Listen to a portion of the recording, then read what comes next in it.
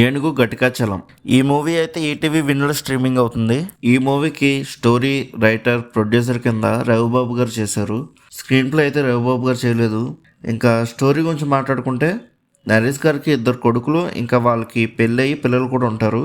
ఈ ఫ్యామిలీలో ఉన్న వాళ్ళందరూ నరేష్ గారికి వచ్చే పెన్షన్ మీద డిపెండ్ అవుతూ ఉంటారు. ఇంకా నరేష్ గారు ఒకరోజు అనుకోకుండా చనిపోతారు. ఇంకా నరేష్ గారు చనిపోయాక వాళ్ళ ఫ్యామిలీకి ఇన్కమ్ ఉండదని నరేష్ గారు బతికే ఉన్నారని నమ్మించి ఫేక్ ఇన్సూరెన్స్ అప్లై చేసి వచ్చిన మనీతో సెటిల్ అయిపోదామని అనుకుంటారు ఫ్యామిలీ మెంబర్స్ అందరూ. ఇంకా ఫేక్ ఇన్సూరెన్స్ అప్లై చేయడానికి వచ్చిన పాటలేంటి, ఇంకా లాస్ట్కి ఇన్సూరెన్స్ మనీ అనేది చేతికి వచ్చిందా లేదా అనేది స్టోరీ. మూవీ స్టార్ట్ అయినప్పుడు పర్లేదు బాగానే వెళ్తుంది కామెడీగా అనుకున్నా, కానీ వన్స్ నరేష్ గారు చనిపోయాక చాలా ఫోర్స్డ్గా అనిపించింది కామెడీ.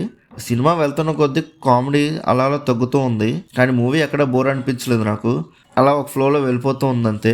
ఈ మూవీలో నాకు బాగా నచ్చింది ఏమైనా ఉందా అంటే రవిబాబు గారు 2-3 డైలాగ్స్, అవి చాలా కామెడీగా అండ్ కన్ఫ్యూజింగ్గా ఉంటాయి.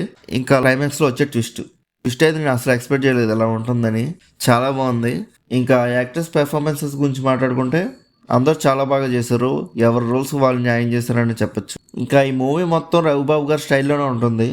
నేను రవిబాబు గారి టైటిల్ కార్డ్స్కి అయితే పెద్ద ఫ్యాన్. నేను ఆ టైటిల్ కార్డ్స్ ఐడియా అనేది చాలా బాగుంటాయి రవిబాబు గారివి. అక్కడ జరిగే సిచ్యువేషన్స్ని దానికి తగ్గట్టుగా మార్చుకుంటారు. ఆ ఐడియా అనేది చాలా బాగుంటుంది రవిబాబు గారిది. అయితే టైటిల్ కార్డ్స్కి తగ్గట్టుగా డిజైన్ చేసుకుంటారు.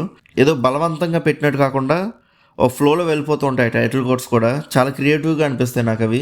ఈ మూవీలో కూడా సేమ్ అలానే ఉంటాయి. అది నాకు చాలా బాగా నచ్చింది ఆ క్రియేటివిటీ అనేది. ఇంకా సాంగ్స్ అండ్ బీజిఎమ్స్ గురించి మాట్లాడుకుంటే సాంగ్స్ అయితే ఒకటి కూడా లేదు. ఇంకా బీజిఎమ్స్ అయితే ఓకేగా అనిపించాయి. ఇంకా ఓవరాల్గా మూవీ గురించి మాట్లాడుకుంటే అస్సలు నచ్చలేదు నాకు. ఒకవేళ మీకు బోర్ కొడితే ఈ మూవీ ఒకసారి ట్రై చేయండి, టైంపాస్ అయిపోద్ది.